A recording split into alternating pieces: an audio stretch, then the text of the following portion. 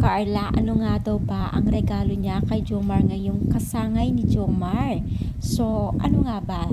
So, yan po ang ating pag-usapan for today's video. At syempre, bago natin ipagpatuloy ang ating paksa for today's video, kung bago ka pa lang sa aking channel, please subscribe po, like, and pakita rin pa natin guys ang notification bell upang ma-update po tayo tuwing ako po nag-upload patungkol sa Team Kalingap.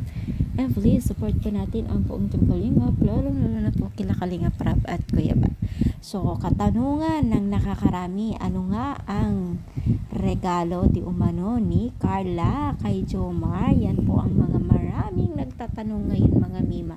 Yes, mga mima. So, syempre ngayon guys, wala pa pong latest update pagdating sa regalo ni Carla kay Jomar. But, syempre, hindi naman pwedeng wala yan, di ba? Alam naman natin, ang dalawang mag-love team.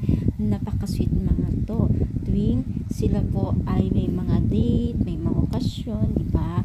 Talagang hindi po naaalis ang pagbibigay nila ng kilig moments sa mga netizens o mga taga-supporters nila. Yes.